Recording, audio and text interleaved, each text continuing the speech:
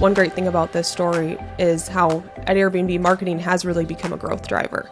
And maybe that's a takeaway for marketers too. How do you show up with the right metrics, with the right data to back up your strategy?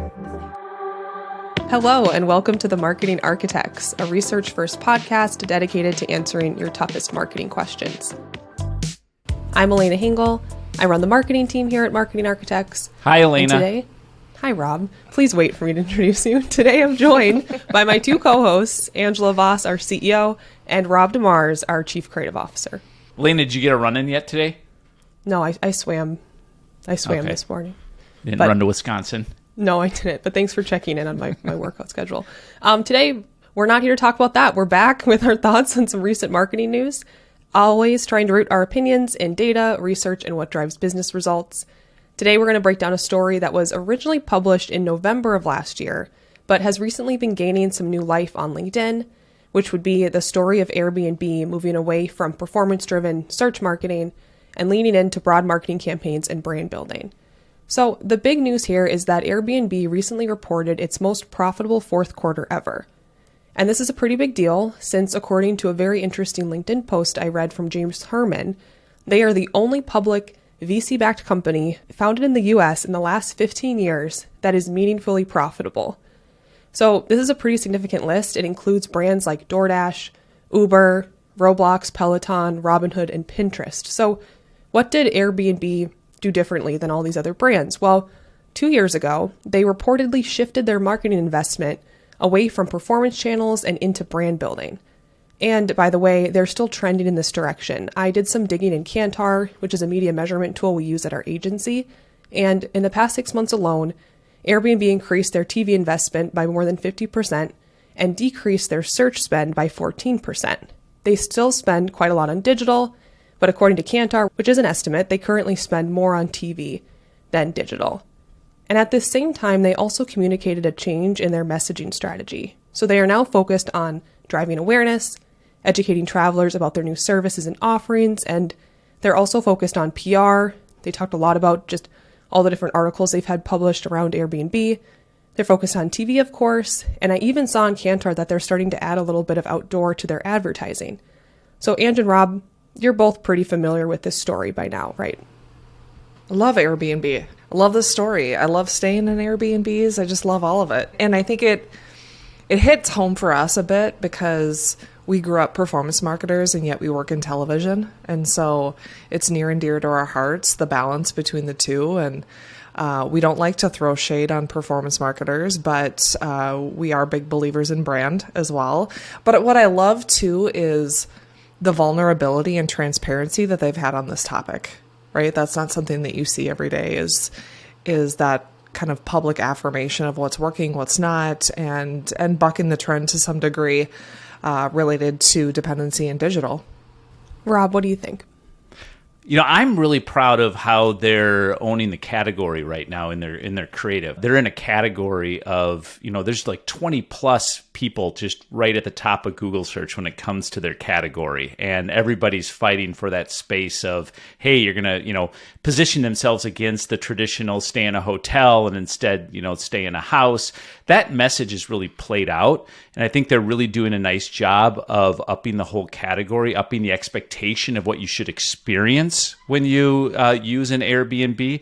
And their new campaign really features, you guys have all seen that, the new work that they're doing right now. They, they're really celebrating the place that you stay in as if it's the destination itself. So it's no longer just trying to find a place in, San Francisco. It's about staying in a yellow submarine that's been renovated into a really cool space. And how cool is that? Or renting an island. And I think they're really celebrating their ability to sort even by really cool categories like renting an island, or they have an OMG section now. So I think that's really cool. I think the creative itself is pretty differentiating. Obviously, they're putting a lot of money into buying up incredible music from Bob Dylan to the Beatles. which again just continues to show their category leadership. To be able to brag a little bit like that we can spend that kind of money, it just definitely defines them as the category leader. I also think it's really cool that they have their secondary campaign going on right now, which is, as you mentioned, Elena, the double-sided marketplace, which is really cool because I think it does a great job, one, of, turning their brand into a verb. Let's, Airbnb it, which again, just allows them to own the category, own the language around the brand. But I also think that it does a really good job of, even though it's targeting the renters, I think it continues to celebrate how cool the places are that you're staying at, that these are people who care about their homes and they're willing to open them up to you. So I think it serves both audiences, even though it's focusing on the inventory of the renters.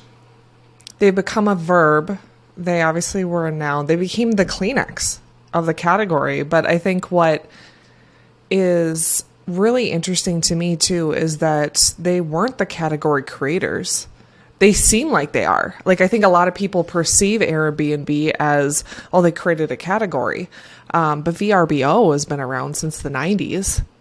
That's another interesting play on words, vacation rental by owner, before they dropped the full language there and just went VRBO. But yeah, it's an interesting growth story for sure.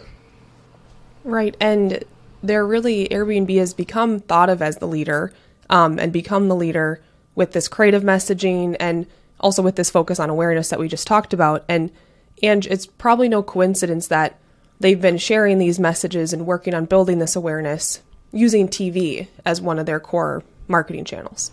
Yeah. I mean, generally when you hear of a brand looking to be less reliant on search, they're likely going to shift to proven top of funnel channels like television, especially when they're trying to communicate a double-sided marketplace, the story behind making it a destination. And I think for Airbnb, there's so many life instances in which either renting or renting out your place, might make sense for a consumer. And I love what they're doing there in terms of, you wouldn't think that when the conference comes to town, you should maybe vacate your city and open up your apartment or your home to make a little money on the side. So obviously there's vacations, but they need the supply side arguably more than they need the demand side. So when you've got the opportunity for a wide target like they do with a lot of messaging opportunities, wide reach channels make sense because there's so many use cases. Right.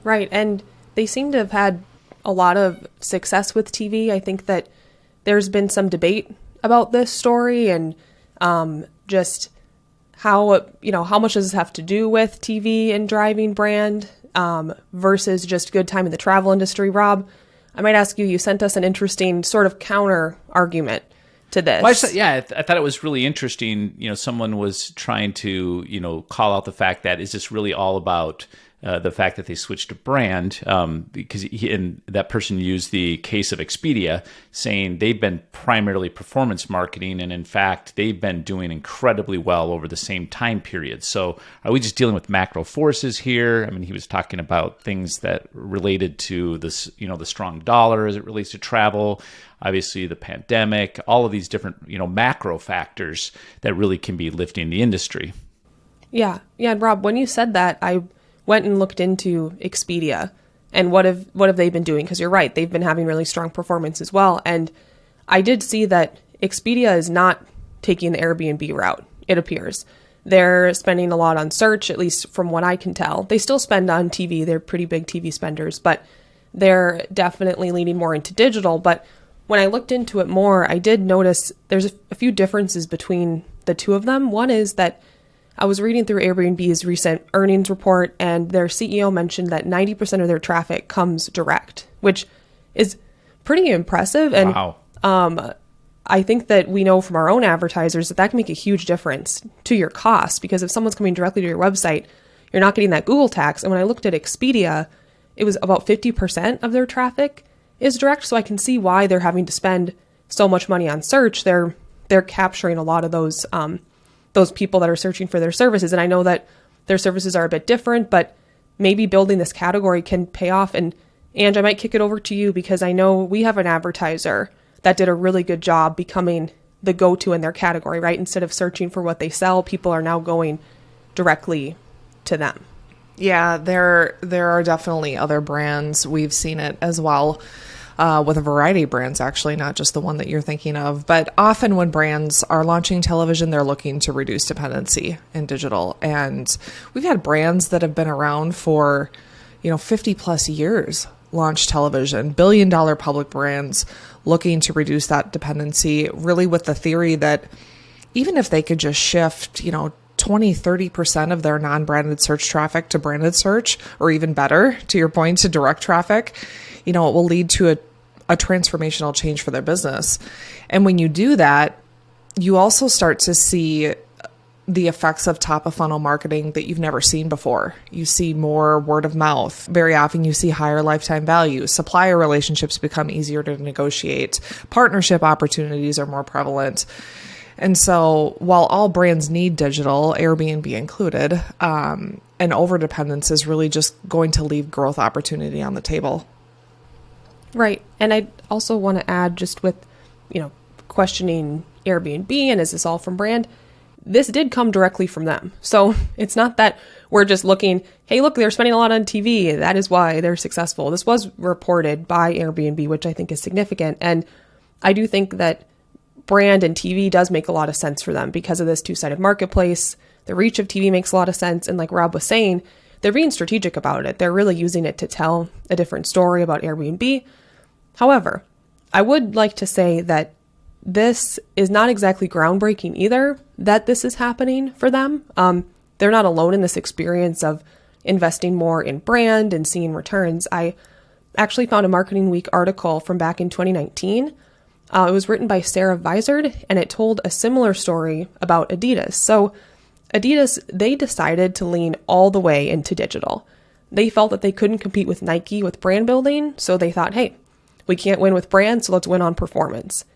And they thought that digital was driving their online sales, which is the most profitable part of their business. But they invested in an econometric model and discovered that while they thought returning customers were driving sales, 60% of their revenue was coming from first-time buyers. And what's more, they found that it was brand activity that was driving 65% of their sales across their wholesale, retail, and e-commerce channels. This turned out to be an issue because their budget was split. Only 23% was dedicated to brand and 77% was dedicated to performance. So Adidas actually admitted that they were focused on the wrong metrics. These metrics were created by some of their attribution modeling from platforms like Google and Facebook that came directly from Adidas themselves. So they shifted away from these models, shifted into econometrics, and this helped them see that they should actually be investing more in video, TV, outdoor, and cinema to drive online sales. So I suppose my point is that this isn't really news. This has happened. Other brands have experienced a similar thing from shifting their marketing mix. And what are your thoughts on this shift? Well, I remember Mark Pritchard at Procter & Gamble talking about this years ago. I think a lot of times in Adidas and Airbnb's case too, I think it's a misunderstanding of what's driving what and how do we view the value of digital versus what the reality might look like. In Procter & Gamble's case, they cut over $200 million from their digital ad spend after finding that a substantial portion of their ads weren't reaching their intended audience, so they were more concerned, I think, with concerns of ad viewability, ad fraud, brand safety, but ended up shifting their focus back to traditional advertising channels like television and radio, where they just felt more confident about their ads' effectiveness, and ultimately that ended up playing out for them. But I think it's, when you think about what Airbnb is doing, and even a Procter & Gamble too, they really, even just based on their consistency in being almost always on, I would say, from a marketing standpoint in television, they're not trying to win spring break. They're not trying to win moments, right? They're trying to win mental availability and top of mind. And I think that's why you see things like their direct traffic being so high, because we think of vacationing as an Airbnb opportunity. We go right to them. Right. When, and we've talked about this before on the show, but, there's brands that are highly digital are utilizing television because they feel that effect, right? You look at Meta, you look at Google, even TikTok is running TV ads. And of course, this wouldn't be an episode if I didn't bring up Apple. And, they spend $300 million in network television. It's actually their single largest channel that they spend on. When you look at all the different facets of digital, if you add all those up, then it's over 300. But in terms of one single channel, the linear network TV is their largest. If I had that correct, Elena. Oh, don't put that on me. You're the fact checker. You keep us honest. If you're a marketer, you already know TV advertising is powerful, but launching TV is not exactly easy. That's why Marketing Architects rebuilt TV advertising to help brands drive profitable growth. Introducing All-Inclusive TV, a revolutionary approach to TV advertising where all you pay for is media. Marketing Architects provides everything else needed for success, from stunning creative to results you can trust. Visit marketingarchitects.com to learn more. Well, yeah, thanks, Rob. Those are all good examples of just brands who lean into both, both digital and traditional advertising. And you said something about measurement and just knowing what channels are doing what. It seems like in the Airbnb example, as well as in the Adidas example, there was sort of a reckoning of how am I measuring the impact of my marketing. And we had Matt Hultgren on a few episodes ago, and he's our VP of Analytics. So I'm probably going to butcher this, but I'm going to do my best. He described it a lot better. He talked about just measuring marketing in general and making sure you have multiple models set up, micro, macro business, and really just understanding where are my customers coming from. And what I'm trying to tee up here is this story is about Airbnb, which is a massive company, a massive brand, but this story, there has to be takeaways, right, for every marketer. Could one of those be measurement? Or Ange, what do you think marketers should be thinking about when they read a story like this? Yeah. I think to your point, a lot of measurement is thought of as what happens as a result of marketing, but I think it really is important to start with a baseline as well. It's important to start with understanding what your in-market versus out-of-market demand looks like for your brand. How often does your target shop for your product or service? And of your addressable audience, what percent is in and out of market at any given time? That starting point is crucial to understanding how the game should be played. And I think it's also crucial data for executive teams so that they can buy in to why out of market consumers matter for your brand.